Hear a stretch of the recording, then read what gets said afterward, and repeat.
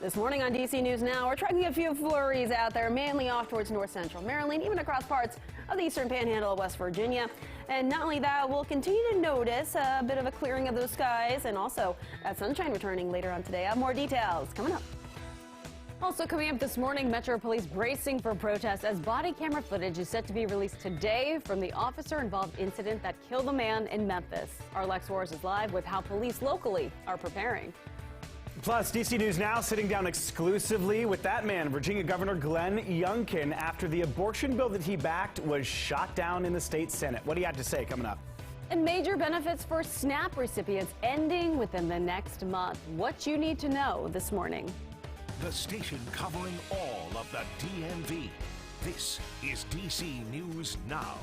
Hello, it is 7 o'clock. Thanks so much for joining us for another hour of DC News Now this Friday morning. I am Joseph Olmo. Corey James has the Friday off. Good morning. I'm Tanaya Wright. We're going to start you off with a live look. Oh, Jackie, gorgeous. Look at that. That is so beautiful. But it is cold. Yes, make sure to bundle up. Don't let that sunshine fool you as we're getting closer and closer towards sunrise this morning. But radar, we are picking up a few of those flurries out there, mainly across the northernmost parts of our viewing area and right around Hagerstown. Could be dodging in and out of a few of those snow showers as well. Otherwise, across the rest of the region, we are tracking those drier conditions. Not only that, we are seeing the mix of some sun and clouds as we're seeing the brightening of those skies. Again, those snow flurries within the vicinity of Hagerstown, likely just passing either south or north of downtown Hagerstown right now. Wind gusts, those are starting to pick up right into the 20-mile-per-hour range, farther off towards the north and west. Closer towards the district, those gusts really not quite as high, but we are tracking a bit of a breeze, and that's making it feel colder than these air temperatures. Right now, though, we're just above the freezing mark in the district, 26 in Manassas, 34 in Hagerstown, but the wind chill making it feel like we're into the 20s for many locations at this hour. So bundle up. But through the day today, highs low to mid 40s. Warmer tomorrow. More details coming up. But Shanika's here with the important traffic update. What do people need to avoid this morning? All the roadways, Jackie, just all of them, because it seems like most of your major roadways, you're dealing with the situation. This is on 15, heading southbound right near 40 in Frederick. Right past this point, you're dealing with a crash to the right. Let's flip over to the maps. 270, once you get there, you're okay. No problems through Hyattstown, Germantown, Gaithersburg, and Rockville. So this is something that looks good right now, but as time goes on, do watch for delays. Now over to Eastern Avenue. Watch for a crash heading west right near 61st Avenue. All right, thank you, Shanika. Here's a look at what you need to know before you head out the door this morning. First up, Metro Police say they are preparing for any protests that break out this evening following the release of body camera footage that shows the incident that led to the death of Tyree Nichols in Memphis. Our Lex Wards has a look at how police here are preparing. Hey, you've been on a crowded metro train lately. Chances are you are not alone. They are getting more and more packed. And now the transit agency says relief is finally on the way. Longer trains and shorter wait times on the platform themselves. We're going to break down this new timetable and how it'll affect your commute coming up in just seconds.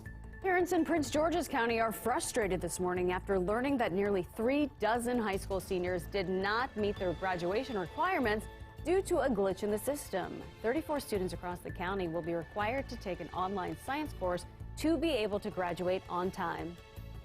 And February will be the last month, the very last one that families here in the district who are receiving SNAP benefits will be able to get the emergency COVID allotment. That means an extra $95 per month. It's a lot of money for people. By March 1st, benefits will go back to pre-pandemic levels. Families are encouraged to contact their local SNAP offices with any questions that they may have. All right, let's continue this morning. All across D.C., the city is preparing for possible protests tonight. It comes after the death of Tyree Nichols in Tennessee. That's right. Nichols died 3 days after he was beaten by 5 police officers during a traffic stop. Our Lex Wards joins us now live outside of police headquarters this morning.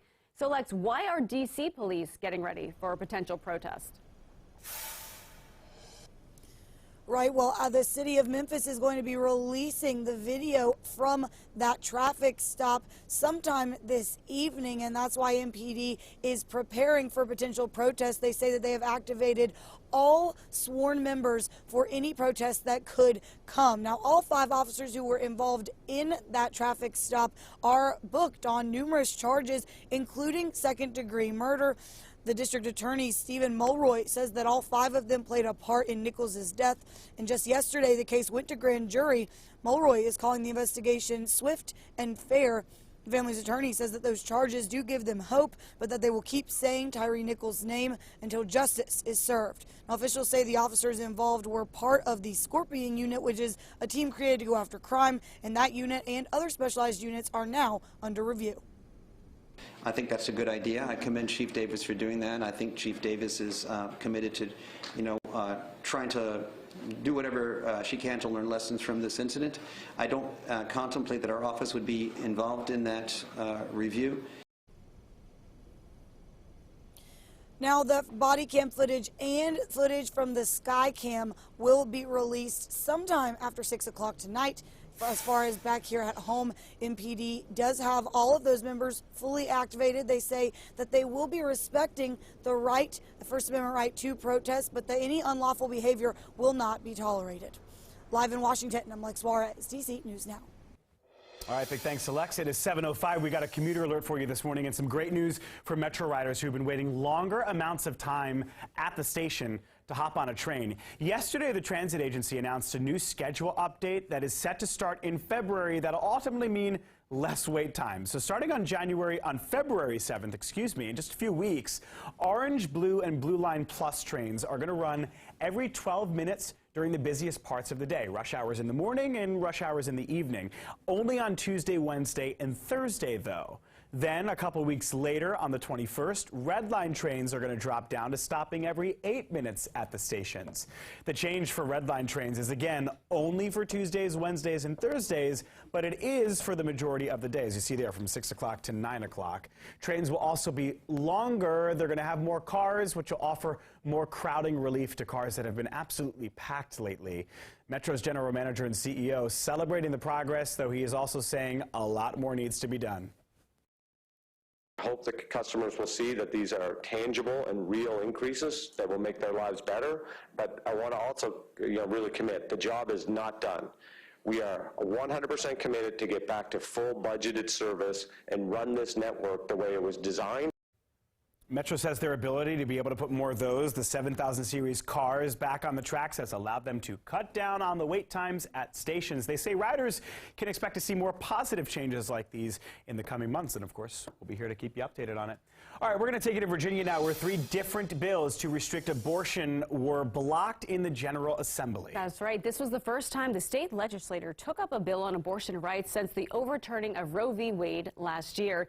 Now, the most restrictive bill says that, quote, life begins at conception, and that would ban abortions in most cases, including if the mother's life is in danger. Another bill that had the backing of Governor Youngkin wanted to ban abortions after 15 weeks of pregnancy with some exceptions. The third proposal was brought forward by a Republican senator who is also an OBGYN. That bill would have further limited abortion access during the 3rd trimester. Now, the committee room was packed with advocates from Planned Parenthood of Virginia. All 3 of those bills were rejected with no debate. One of those advocates, who said that she had an abortion at age 15, traveled from Hampton for the meeting.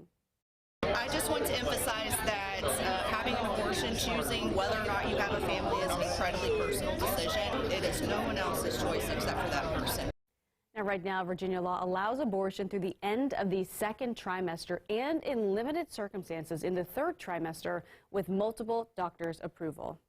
All right, well, shortly after that 15-week abortion ban was struck down, our Leonard N. Fleming had the opportunity to speak one-on-one with Governor Youngkin. Yeah, so the governor said he is disappointed and frustrated with some state Senate Democrats who he says refused to listen to voters on this issue.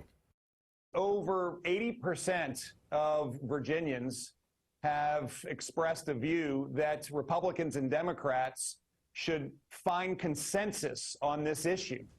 And consensus on this issue is when a child can feel pain at 15 weeks and to protect life then.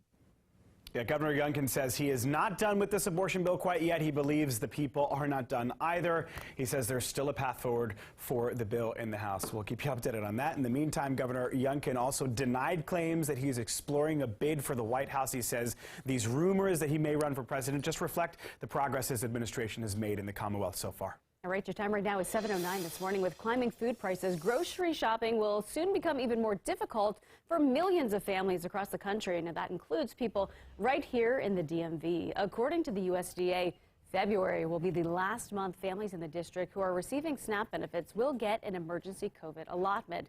That's an extra $95 a month. By March 1st, benefits will go back to pre-pandemic levels. Families who receive Social Security could see their SNAP funds decrease even more. It's really, really hard and difficult to try to make it through the month, so them just cutting it would just make it a lot harder for us to make it. Families are encouraged to contact their local SNAP office with any questions they may have. All right, to your time now, 7:10. Our coverage continues as leaders here in D.C. try to get a grip on crime in this new year. Families trying to find a way to keep kids away from violence. And one of the tools that's getting renewed attention are recreation centers. These rec centers have had trouble attracting young adults and teens who may not be involved in sports that they are already offering. So to attract people who aren't coming, the D.C. Department of Parks and Rec is adding gaming rooms to the centers. What do you think about that? D.C. Parks Chief of Community Programs, Marcus Coates, says another way to reach more kids is through communicating with them and their parents.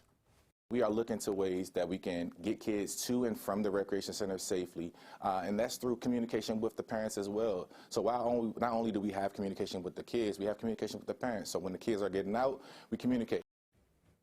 A big issue is crime after the sun sets. We are told that rec centers are also looking into expanding their hours so they can keep kids out of trouble later in the night. All right, well, in our schools this morning, a new bill in Montgomery County would make school zones smaller.